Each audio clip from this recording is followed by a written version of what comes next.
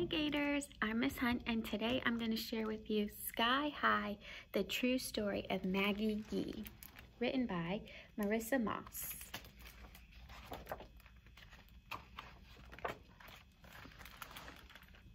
When I was little, something special happened every Sunday.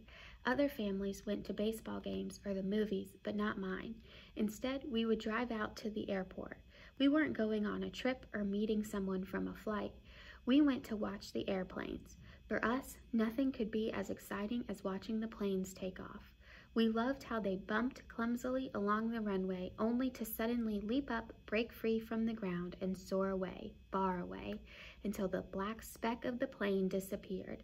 My brothers, sisters, and I would lick our only on Sunday lollipops and tip our heads back, letting the roar of the engines fill our ears. I loved how the vibrations echoed in my bones. Just being there, being part of it all, made me feel big and powerful. I liked to search for my favorite pilot, Amelia Earhart. She had flown all the way across the ocean by herself, and I wanted to be just like her. Once I'm sure I saw her. When I waved, she saw me and waved back. It had to be her.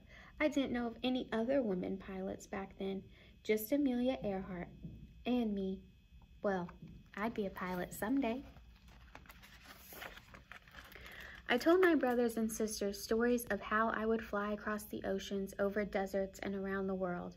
I described flying around the Eiffel Tower, tracing the line of the Great Wall of China from the air, looping over the pyramids. "Will you take me with you?" Lucy, my youngest sister, begged. "No, me," demanded my brother James. "I'll take all of you," I said, "if you pay me with one Sunday lollipop." It was a high price, I knew, but flying in an airplane, that would be worth it. When my mother heard of my offer, she laughed. "Save your lollipops," she said. "Maggie is just telling you stories. Some stories are true and some stories are made up. Now I tell true stories." And then she would tell us about life in China, where she and my father had lived before they came to America. She talked about fetching water from a well when it was so cold that the ice had to be broken before they could dip in her bucket.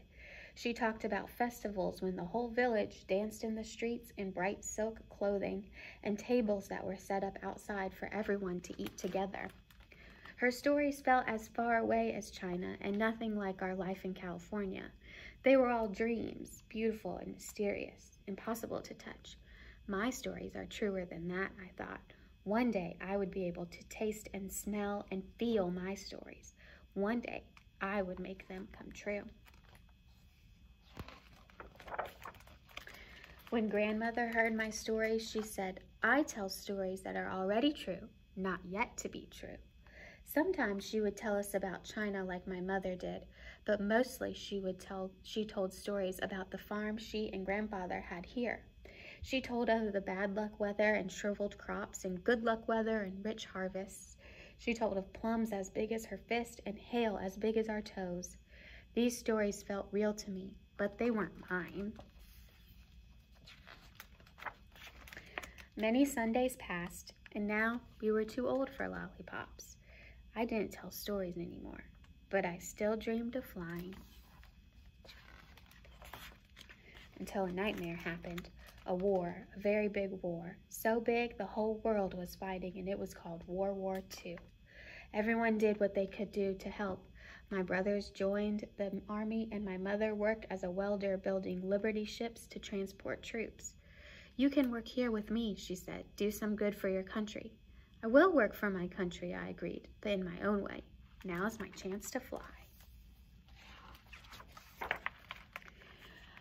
I had read about a group of women pilots called the Wasp, or Women Air Force Service Pilots. They flew planes on training missions and ferried bombers to military air bases. I knew right away that I wanted to join them. I would be doing something important for the war, and I would be able to fly. If only I could earn my wings. First, I had to go to flight school to learn how to fly a plane. That summer, 2 girlfriends and I bought a car together. It didn't matter that none of us knew how to use it yet. I taught myself to drive on the long trip to flight school.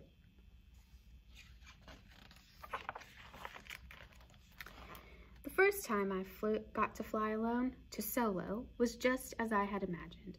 The earth rolled beneath me, green and yellow and brown, and I was free in the clouds, as fields and barns brushed by under me. I thought of my grandmother's stories of her farm. My grandparents had worked such land. Now here I was, high above, plowing the air. I was a good pilot, good enough to be chosen to go on for training as a wasp. The girlfriends who had driven out with me weren't picked, but at least now they knew how to drive and could get themselves home. I stayed behind, eager to be up in the air as much as possible. Wasp training was much tougher than flight school. We did the same intense work the male pilots had to do. I learned to parachute and make emergency landings. I learned to loop the loop and fly low over cows' heads, surprising them. It was hard and tiring and wonderful all at once. That day that I earned my wings and was made a wasp, I was so proud that I felt as if I could fly without a plane. I sent my mother a postcard. All I wrote was, "Some stories are true, some are not. This is a true story." My family's stories flew with me, but now I was living out my own true stories. Some missions were fun, like flying in information with other wasps waiting for male fighter pilots to attack us. They were also in training and didn't attack our planes, just the banners behind us. But they used live ammunition even for practice. For me, it was like playing tag in the air. Other missions were scary. Once I had to fly across the country late in the day. As the sun slipped lower and lower and the sky grew darker and darker, I couldn't see to fly. I needed to land, but bigger planes churned the air next to me with their giant propellers, and my small plane almost tipped over. I landed all right, but I did bump into another plane on the runway. The other pilot and I both stepped out on shaky legs to see if the planes were okay. When the pilot saw me, he tensed up and stared hard.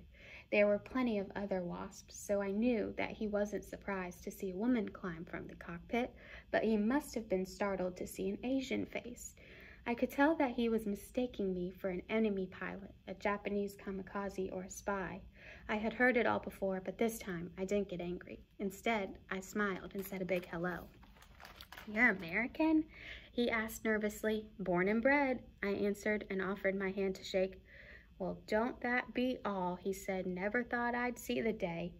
I felt like an exhibit at the county fair. Two-headed cow, the amazing Chinese-American wasp, but only for a minute. I got back in my plane and once more was a pilot, plain and simple. I felt big and strong again, and no one could take that feeling away. The days passed with me soaring high in the heavens, looping the loop and rolling for fun, but working hard too. I was helping my country to win the war, but I was also helping myself, making my own stories and dreams come true. Now I tell these stories to my children and grandchildren, and my tales must seem as far away to them as China.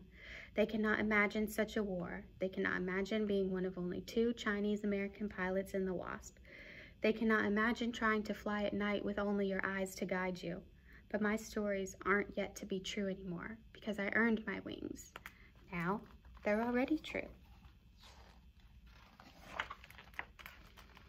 All right, boys and girls, you can check out this book at the Alston Ridge Library. Again, it is called Sky High, the story of Maggie, written by Marissa. See you later.